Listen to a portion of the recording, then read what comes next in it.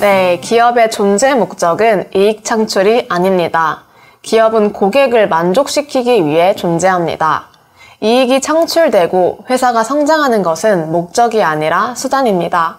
경영 활동을 통해 어떤 열매를 맺고 계십니까? 오늘 하루도 고객을 만족시키기 위해 고군분투하는 경영자분들과 리더분들을 응원하며 아침 경영 브리핑 힘차게 시작하겠습니다. 네, 여러분, 카카오톡이 먹통이 돼서 많이들 불편하지 않으셨습니까?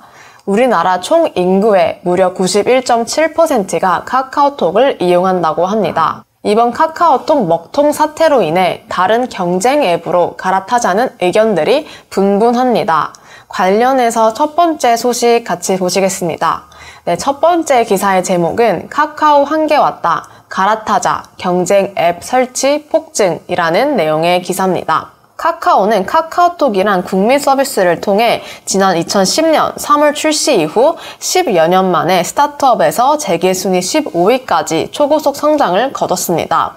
하지만 지난 15일부터 이어진 대규모 서비스 장애로 창사 이후 가장 큰 위기를 맞았다는 지적이 나왔습니다. 카카오 장애는 이번 사태를 포함해 올 들어 6번째입니다. 이번 카카오 서비스의 장애의 1차적 원인은 카카오 서버가 있는 SK C&C 판교 데이터 센터에서 화재가 났기 때문입니다. 하지만 데이터 센터 한 곳에 발생한 불로 카카오톡은 물론 카카오의 대다수 서비스가 24시간 넘게 장애를 겪은 것은 이례적이라는 게 정보기술 업계 전문가들의 지적입니다. 일반적으로 대규모 서비스를 운영하는 기업은 여러 데이터 센터에 서버를 분산하고 지진이나 화재 등 사고가 발생해도 다른 서버를 이용해 무중단 서비스를 할 수 있는 이중화 시스템을 갖추고 있습니다. 이에 카카오는 사고 당일인 15일 사과문에서 데이터를 국내 여러 데이터 센터에 백업하고 있고 장애 대응을 위해 이중화 시스템도 갖췄다라고 설명을 했습니다. 양현석 카카오 부사장은 16일 오전 기자들과 만나 화재는 예상치 못한 시나리오였기 때문에 대비책이 부족했다라고 말을 했습니다. 이어 그는 시스템이 이중화돼 있어 데이터 손실 우려는 0%라고 강조를 했습니다. 하지만 장애 복구가 늦어지면서 비상 시스템이 제대로 작동하는지에 대한 의문이 제기되고 있습니다. 이 IT 업계 관계자는 이런 사태를 막으려고 이중화 조치를 하는데 24시간 넘게 서비스가 복구되지 않는다면 사실상 백업 시스템이 없다는 것과 마찬가지라고 지적을 했습니다. 카카오는 이번 사태를 계기로 성장 방식에 한계가 이르렀다는 지적이 많았습니다. 카카오의 상당수 서비스는 카카오톡이라는 전 국민 플랫폼을 기반으로 인수, 합병, 분할 상장 등을 통해 초고속 성장을 했습니다. 카카오톡이 위기를 겪을 경우 다른 서비스도 영향을 받을 수밖에 없다는 얘기입니다. 실제로 카카오가 장애를 겪은 뒤 애플, 구글의 앱 마켓에선 라인, 우티택시 등 카카오 서비스의 경쟁자들이 줄줄이 상위권을 차지했습니다. 이에 IT 업계 관계자들은 대안이 있다는 인식이 생겨나면 엑소더스가 발생할 수도 있다라고 말했습니다. 과연 이 카카오가 이 위기를 어떻게 넘길지 앞으로 더 지켜봐야 될 듯 합니다. 네, 이어서 두 번째 기사 함께 보시겠습니다. 두 번째 기사의 제목은 밀키트에도 티셔츠에도 골목 맛집 간판을 붙여라 라는 제목입니다. 요즘에는 맛집이 사람들을 끄는 강력한 컨텐츠로 자리를 잡았습니다. 그러면서 맛집 지식재산권을 확보하려는 기업들의 경쟁도 갈수록 치열해지고 있습니다. 이 식품유통회사가 유명 맛집과 협업해서 간편식을 출시하는 수준을 넘어서서 맛집의 지식재산권을 다양한 방식으로 활용해 새로운 수익을 창출하려는 움직임이 활발합니다. 네, 그 예시로 들자면 이 오뚜기는 지난달 사찰 음식 식당으로 유명한 두수고방과 함께 죽 4종류와 컵밥 4종류를 비롯한 레스토랑 간편식을 내놨습니다. 국내 밀키트 1위 업체 프레시지는 개업 30년이 넘는 노포들을 찾아 제품을 개발하고 있습니다. 이 개업 30년인 노포들인 이화횟집, 지동관, 장은회관 같은 가게의 메뉴들을 간편식으로 만들었습니다. 유명한 맛집들은 그동안 프랜차이즈 가맹점을 늘려가는 형태를 주로 이용했지만 최근엔 지식재산권을 바탕으로 영역을 확대하는 경우가 더 많아졌습니다. 매장 개수를 늘리는 대신 브랜드 파워를 키우는 데 집중하는 것입니다. 음식과 매장을 컨텐츠처럼 만들어 유행을 시킨 다음 이를 바탕으로 조리법에 대한 지재권을 가지고 로얄티를 받고 간편식을 판매하거나 브랜드 컨텐츠와 상표권을 바탕으로 2, 3차 사업으로 늘려가는 시기입니다. 이 맛집 지재권을 확보 유통하는 플랫폼 업체도 속속히 등장하고 있습니다. 그에 대한 예시로 미식 플랫폼 캐비아는 삼원가든, 을지로 보석, 안동국시, 모퉁이유 같은 맛집 지재권을 150개를 확보해 사업을 확장하고 있습니다. 공유주방 사업을 주로 하던 푸드 스타트업 키칭X도 맛집 지재권 플랫폼 기업으로 변신을 시도하고 있습니다. 지난달엔 간편식 제조업체 요리반상회를 인수했습니다. 간편식을 출시하는 것을 넘어 맛집 관련 이색 상품을 만들어 수익을 창출하려는 새로운 시도도 이뤄지고 있습니다. 현대백화점은 최근 유튜버 박말레 씨와 손잡고 막내 레스토랑을 열었습니다. 간편 비빔국수 같은 조리법으로 구독자 127만 명을 모은 박 씨의 푸드 지재권을 활용해 떡볶이, 호박식혜 같은 음식뿐 아니라 박 씨의 재미있는 표현들을 활용한 티셔츠, 굿즈도 이제 판다고 합니다. 네, 이처럼 한 단계 더 성장하기 위해선 다양한 콜라보레이션이 필요한 것 같습니다. 네, 여러분 혹시 그 더 현대 서울 백화점 가보셨습니까? 더 현대 서울 백화점이 올해 구매 건수가 무려 1,400만 건이 돌파했다고 합니다. 구경만 하고 오시는 분들도 많다는 점을 고려하면 전체 방문자 수는 3천만 명을 넘는 것으로 추정이 됩니다. 더 현대 서울이 사람들로부터 사랑을 받는 비결에 대해 다음 기사를 통해서 함께 확인해 보시겠습니다. 이 세 번째 기사의 제목은 600번대 번호표 비밀, 더 현대 서울 어떻게 팝업 맛집 됐을까라는 제목입니다. 더 현대 서울은 처음 개장한 지난해 연 매출 8천억 원을 넘어서면서 큰 주목을 받았습니다. 2년 차인 올해도 흥행이 계속되는 분위기입니다. 특히 MZ세대가 흥행의 원동력이고 매출 대부분이 MZ세대로부터 나오고 있습니다. 올 9월 기준 2030 세대가 현대백화점 카드 매출의 64%를 차지했습니다. MZ세대가 가장 많이 찾는 곳은 바로 더 현대백화점의 지하 2층 크리에이티브 그라운드입니다. 이 크리에이티브 그라운드는 기획 단계부터 MZ세대를 겨냥해 만들어진 공간입니다. 여기에는 세 군데의 팝업스토어가 있는데 지하철과 연결된 출입구 바로 앞에 있는 팝업 아이코닉이 있고 또 치은 깊숙한 곳 좌우에 팝업 웨스트, 팝업 이스트가 있습니다. 이 팝업스토어를 초기 기획 단계부터 운영까지 담당한 이희석 팀장은 MZ세대가 더 현대 서울로 방문하도록 하는 핵심 공간이라고 설명을 해줬습니다. 그뿐만이 아니라 팝업 스토어를 찾는 사람들이 자연스럽게 다른 브랜드 매장에도 방문하기 때문에 주변에도 활력을 불어넣는 역할까지 한다고 합니다. 이 팝업 스토어로 인해서 시너지 효과를 톡톡히 내는 셈입니다. 이 팀장님은 저희는 팝업 스토어를 엔진이라고 표현합니다. 새로운 트렌드의 발신지 역할을 하면서 고객을 끌어당기는 역할을 하기 때문이죠. 이곳에 3개의 엔진이 있어 낙수 효과가 상당합니다. 팝업 스토어 주변 브랜드 중에는 매출이 2배 가까이 증가한 곳들도 꽤 됩니다. 라고 말을 해줬습니다. 지난해 2월 더 현대 서울이 문을 연 후 지금까지 173개의 브랜드가 팝업 스토어를 진행을 했다고 합니다. 더 현대 서울은 인기 있는 팝업 스토어에서 대기표를 발급하는데 수백 명이 동시에 몰리면서 600번대 대기표도 빈번하게 등장을 한다고 합니다. 이 MZ세대 사이에서 더 현대 서울의 팝업 스토어의 위상이 높아지자 이곳에 입점하려는 브랜드들의 경쟁도 치열합니다. 팝업 스토어는 보통 1주에서 2주 정도 열리는데 내년 3월까지 이곳 입점 스케줄이 꽉 찼다고 합니다. 이 외에도 더 현대 바이어들은 새로운 브랜드를 발굴하기 위해 치열하게 손품을 팝니다. 이 손품 판매는 주로 온라인상에서 이루어지는데 핵심은 광신도급 충성 고객이 빠른 속도로 늘어나는 브랜드를 찾아내는 것입니다. 더 현대 서울은 팝업 스토어를 더욱 흥행시키기 위해 시공간적 측면에서 차별화 전략을 취하고 있습니다. 총 3가지 전략을 가지고 있는데 그 첫 번째 전략은 바로 시간 전략입니다. 더 현대 서울 백화점은 새로운 팝업 스토어를 목요일에 시작을 한다고 합니다.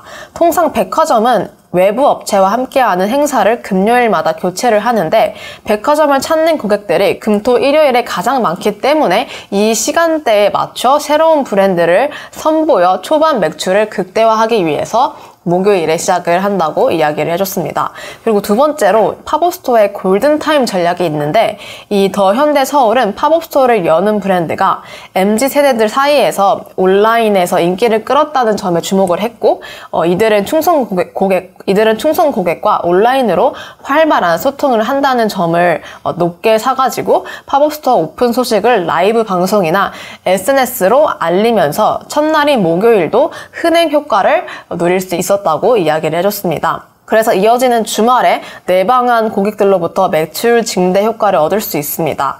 이 팝업스토어의 골든타임을 3일에서 4일로 늘리는 전략입니다. 세 번째는 이 참신한 공간 전략인데, 더 현대 서울 팝업스토어는 사진 맛집을 지향하고 있습니다. 입점한 브랜드가 자신만의 특색을 살린 포토 스폿을 만들도록 하고, 고객들이 이곳에 인증샷을 찍어 인스타그램에 올리면 자연스럽게 온라인 홍보 효과도 누릴 수 있습니다. 기존 백화점의 지하층 팝업스토어가 별다른 인테리어 요소 없이 상품만 보여주는 것과는 완전히 다른 모습입니다. 저도 예전에 더 현대 서울에 한번 갔었는데, 이 팝업스토어에 방문했을 때 굉장히 예쁘게 꾸며져 있어서 사진을 찍고 SNS에 올리고 싶다라는 그런 생각이 들 정도로 잘 꾸며놨던 것 같습니다. 여기에 보면은 팝업스토어는 많은 것을 바꿨다고 합니다. 이 더 현대 서울을 MZ세대가 오는 백화점으로 만들어냈습니다. 사실 백화점은 젊은 층이 온라인으로 이동한 뒤 중장년층이 많이 남아서 고민이 많았는데, 지갑이 두툼한 현재의 고객은 확보했지만 미래 고객 확보가 불투명했습니다. 그래서 온라인에 머물던 브랜드들의 팝업스토어는 한 단계 더 성장하는 디딤돌이 되었습니다. 여전히 거대한 시장인 오프라인으로 진출하는 교두보로 작용하는 것입니다. 이곳을 찾은 고객을 상대로 브랜드가 얼마나 성장했는지를 보여주는 오프라인 쇼케이스 역할을 합니다. 또 오프라인 매장의 운영 전략과 고객의 동원 능력을 증명해냈고, 대규모 투자를 받아 대형 브랜드로 성장하는 모멘텀을 맞이하기도 했습니다. 팝업은 온라인에선 잠시 뜨고 사라지지만 더 현대 서울에선 꾸준히 공간에 활력을 불어넣고 브랜드를 성장시키는 엔진이 되고 있습니다. 심지어 온라인의 주도권을 빼앗겼던 오프라인의 반격까지 이끌어내고 있습니다. 네, 이어진 기사는 팸리스 교육에 대한 내용의 기사입니다. 네, 이 네 번째 기사의 제목은 백화점 지하의 젊은이 수십 명, 다단계 맵리스 인재들이라는 제목입니다. 여기에 보면은 그 경기도 화성시 롯데백화점 동탄점 지하 3층 강의실이 있는데, 거기에는 팸리스 인재 양성을 위한 교육이 한창이라고 합니다. 이곳은 카이스트가 지난 8월 4일 팸리스 인력 양성을 위해 만든 반도체 설계 교육센터 동탄 교육장입니다. 대학을 졸업했거나 졸업 예정인 73명의 교육생이 매일 이곳에 등교해 4개월 과정의 팸리스 무상 교육을 받고 있습니다. 전국 대학교 13곳에서 초빙된 교수들과 현업 전문가 24명의 강사진들이 교육을 해주고 있습니다. 팸리스란 반도체 설계 전문 회사를 뜻합니다. 이 반도체 회사는 삼성전자처럼 설계에서 생산까지 전 과정을 책임지는 종합 반도체 회사를 말합니다. 설계를 받아 위탁 생산만 하는 파운드리 회사, 팸리스 회사로 나뉩니다. 반도체 설계가 가능한 국내 석박사 졸업생은 매년 약 150명에 불과하다고 합니다. 백화점 팸리스 교육장은 뒤처진 한국의 팸리스 경쟁력을 속성으로 높이려는 방편으로 만들어졌다고 합니다. 이 한국 같은 경우에는 세계 메모리 반도체 1위인데, 그 시스템 반도체의 핵심 영역인 팸리스에선 세계 점유율이 1%에 불과하다고 합니다. 모바일 칩 하나를 설계하는데 수천 명이 필요한 만큼 팸리스는 인재 집약적 사업이지만 한국엔 팸리스 인재가 턱없이 부족하기 때문이라고 합니다. 이러한 상황에서 카이스트 IDEC가 팸리스 전문 마이크로 대학 설립을 추진했고, 백화점으로부터 기부 체납받은 화성시가 지하 공간을 무상 대여를 했습니다. 산업통상자원부는 운영비를 지원을 했고, 한국 펠립스 산업협회와 국내 펠립스 기업 37곳은 교육 과정을 함께 사전 검토를 했습니다. 민관학이 뜻을 뭉친 결과로 백화점 팸리스 교육이 탄생을 할 수 있었습니다. 이 팸리스 교육에 대한 관심은 엄청 높았습니다. 첫 교육생 40명 모집에 무려 306명이 지원해 8대1 경쟁률을 기록했고, 정원을 일시적으로 73명으로 늘렸습니다. 교육생 전공은 전기, 전자, 반도체, 바이오 등 이공 계열이 대부분이었고 지방 소재 대학생도 40%나 됐습니다. 2달간 출석률은 95%에 달했습니다. 이 팹리스 교육과정은 총 4개월 단기 코스지만 전작과 학부에선 4년간 배우는 팹리스 지식과 대학원 1년차에 배우는 내용을 모두 담았습니다. 회로 이론부터 LED 등 실제 제품에 들어가는 칩 설계 방법까지 배운다고 합니다. 수업은 오전 10시부터 오후 5시까지 진행이 되고 마지막 한 달은 실습 시간을 가진다고 합니다. 그래서 인재를 영입하려는 펠립스 회사들도 발이 닳도록 동탄 교육청을 찾고 있습니다. 펠립스 회사 37곳이 매일 2곳씩 돌아가며 강의실에서 기업 설명회를 열고 입사를 독려를 하고 있습니다. 인재 선점을 위해 5천만 원이 넘는 고연봉을 제시하는 회사들도 있습니다. 이 펠리스 업계에서는 IED 동탄 교육장 모델을 확대해야 한다고 주장을 했습니다. 카이스트는 앞으로 동탄 교육장의 다양한 배경과 전공을 가진 학생들의 특화된 펠립스 교육 과정을 추가 개설할 계획입니다. 예를 들어서 자동차 바이오 분야를 전공한 학생들을 위한 자동차 펠리스 과정, 바이오 펠리스 과정을 만들겠다는 계획입니다.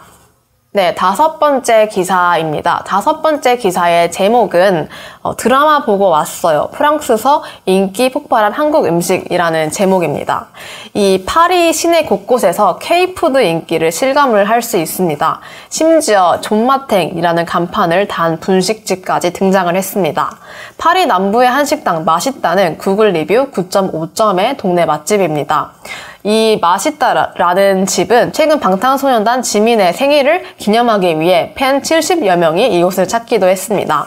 글로벌 식품 트렌드를 한눈에 볼 수 있는 파리 국제식품 박람회가 4년 만에 또 개막을 했습니다. 미식의 나라에 온갖 식품이 모이는 이 행사는 유럽의 주방이라고도 불립니다. 세계 120개국 7천여 개의 업체가 18일까지 나흘간 유통업체 바이어, 레스토랑 셰프 등을 맞이할 예정이라고 합니다. 한국 기업은 127개사가 이번에 행사에 참가를 했습니다. 한국농수산식품유통공사가 마련한 한국관을 방문한 바이어들은 이미 제품에 대해 알고 오는 사례가 대부분이었습니다. 아시안 푸드 서비스의 김밥과 핫도그가 그 대표적인 예입니다. 런던만 해도 명랑 핫도그가 진출한 덕분에 한국의 스트리트 푸드에 관심이 높아지고 있습니다. 파리 현지에 있는 에이스 마트에서는 한국 식품을 파는데 여기에는 만두, 즉석밥, 소스 등을 생산하는 기업 간 거래 전문 식품 제조업체인 시아스가 아예 프랑스 북부에 공장을 지은 것도 그런 배경에 있습니다. 그래서 식품업체 중 프랑스에 직접 공장을 세운 첫 사례라고도 합니다. 전시장 밖에서도 K푸드 열풍을 쉽게 목격할 수 있었습니다. 파리 오페라 극장 인근의 온더밥에는 식사 시간을 앞두고 대기줄이 길게 늘어섰습니다.